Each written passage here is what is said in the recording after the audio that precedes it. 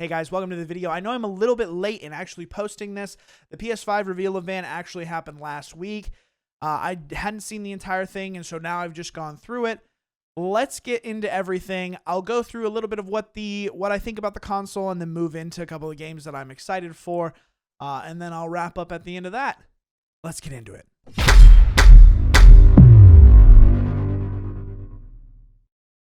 So starting off this entire thing, I'm just going to get right into the console, just show you right up front. This is what it looks like. I'm pretty sure I'm putting an overlay up here if I've done good editing. Basically, what the heck, I don't know what the heck they have thought about when they designed this functionality and standard. I guess they're looking for a more modern approach. I've seen it compared to a Wi-Fi router or some sort of alien box or something like that.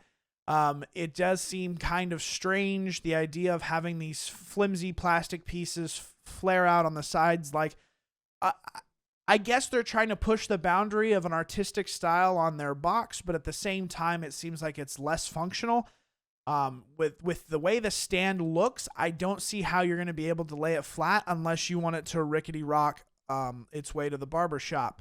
I don't really know what that means. But anyway, I just don't feel like there's a flat surface for it to actually lay flat. My PS4 currently sits underneath my monitor, so I need the PS5 to be horizontal as well. If that doesn't happen, then I'm going to have a studio design change, and that's going to be very weird and cumbersome. But that's okay.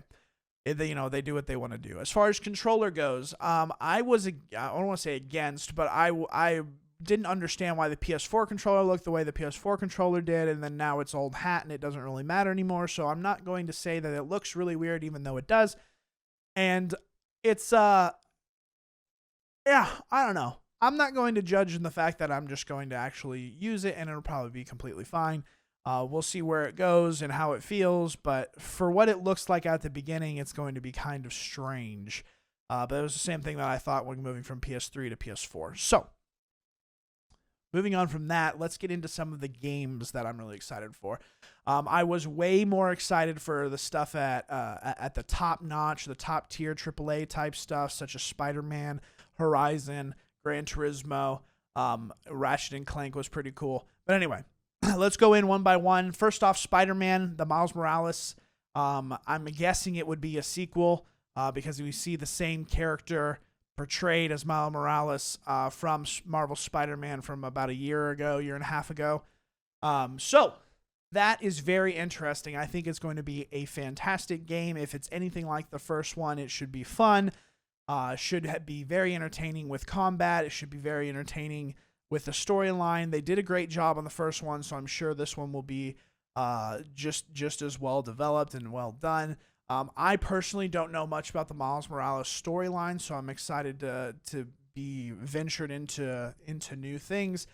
With Marvel Spider-Man on the first one, I mean, Doc Ock seems to be the only thing that we ever play inside of the video games, so it'll be a good breath of fresh air to see what Miles has to encounter on his adventures. The next game that they showed was Gran Turismo. I'm not a huge racing person as far as the realistic racing type stuff. I do think it's fun for a little bit, but I can't really grind it out like other people. So I'm not super excited for this one, but it is something that looks really good, and I think it will display the overall capabilities that the PS5 has to offer. Ratchet Clank platformer along with combat type system. It looks like a fun game. Rift Apart. They're obviously introducing a new Ratchet that should be pretty interesting. Toward the end of the little clip, you have a female Ratchet pick up Clank or encounter Clank, and it should be pretty cool. I'm excited to see what they do with it, what actually happens in the game. I haven't played much Ratchet & Clank in general, so I'm not huge into this, but it should be very entertaining and probably a fun game to play at different points. So I'll probably put that in the lineup to actually play at some point.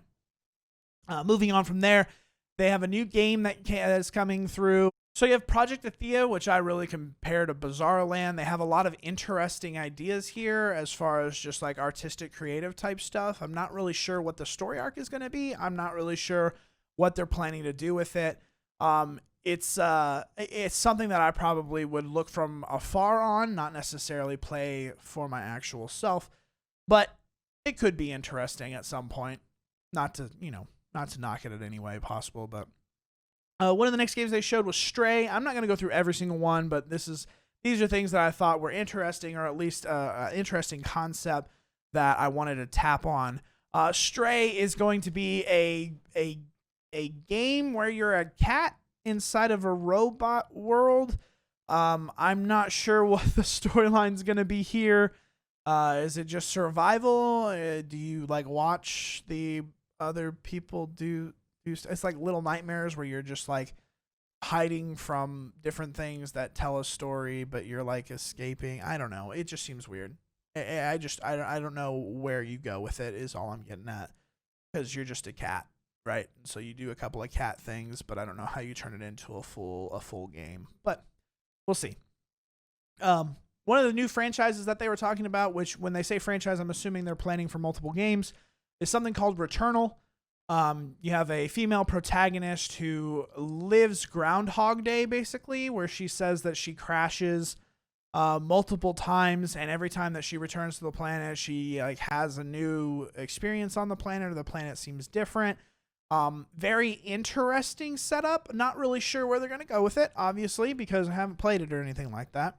Seems like it's going to be very interesting with gunfight mechanics, plus a very interesting storyline on what actually is happening within the planet itself. Next one that I saw, Sackboy, A Big Adventure, which is basically just Little Big Planet from the PlayStation 3.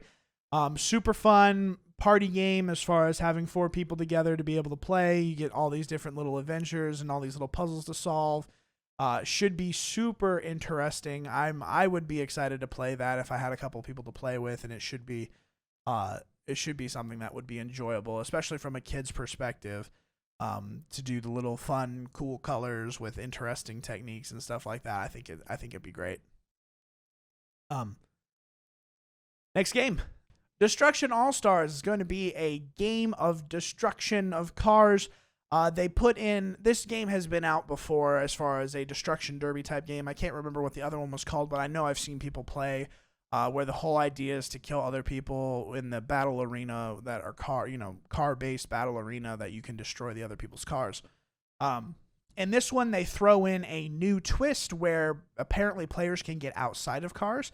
I'm sure if you get hit by a car, you die, and then you're actually dead or whatever. But as far as when your car blows up, it looks like you can get out of the car and then like run around and still sabotage other people's car by jumping on top of them or any of that sort of thing. Seems like a very fun game, especially for like a community event. If you had a community that you wanted to play games with, you could have, 8 to 10 people or something like that get around and just destroy each other's cars. I feel like it would be super fun to play. One of the games that came out of the blue that I think it looks developed really well and is very interesting to me is this Kenna Bridge of Spirits. I just got I got really attached to the little Furbies on the ground that are, the little black balls of fur. They look adorable, and they're like gonna help you fight, and when you move across the map, they move with you. I feel like it's going to be a very, very fun game and super, super entertaining. So I want to totally check that out. So well done, Ember Lab. I'm pretty sure that's who made it. It looks very, very good. Moving on from there, I got 2 more games that I'm interested in, and then we'll go as far as the end of the video. Resident Evil 8 Village. Totally going to play this during Scary Tuesdays or Terror Tuesdays that I do on my stream in the month of October.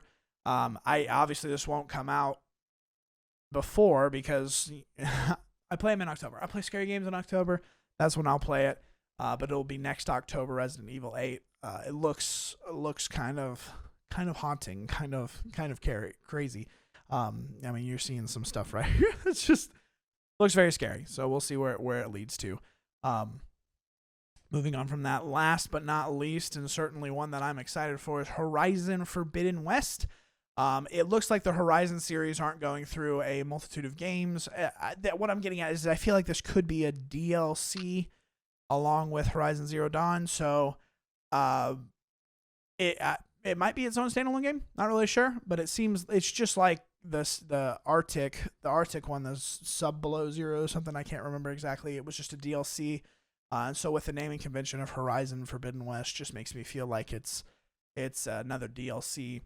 But I'm sure there'll be a fully fleshed out game that should be really good. New type of like, I don't know, some sort of disease going through the land, and she's trying to cure it all. Exciting times. Yeah. Just for thoughts and understanding of what I'm actually thinking about with this different console war type stuff. You have a mini fridge versus a Wi-Fi router, which kind of sucks as far as your two options here. The thing that I see that's the tech specs are very, very close. I think Xbox actually edges out PS5 by just a tad, just a little bit.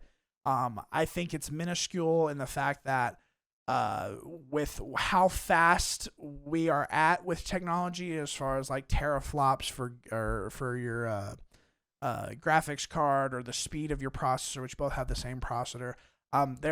We're getting into a point where these 1 or 2, percent differences are just these tiny differences between numbers on how fast or how much processing is actually happening is minute and pretty much just not negligible is what I'm getting at. It's just negligible. It's not really worth anything. For me personally, I love exclusivity that PlayStation 5 has with its games, so that's a big factor for me. The franchises that I like are on there, and it's because I've gone with PlayStation for a really long time. So I'll be getting a PS5, but that's more or less just because the games that I want to play are on that. I really don't think either console edges each other out. The design decisions were very interesting to say the least. And so I got not much more to say. If you guys want to come over and talk, I do stream on Twitch every single day from 6:30 p.m. till 10 p.m. Central Standard Time. Would love to discuss with you over there. For now, I've taken up a lot of your time, so I'm just going to go ahead and get out of here. Enjoy your freaking day, and I will see you in the next video. Deuces.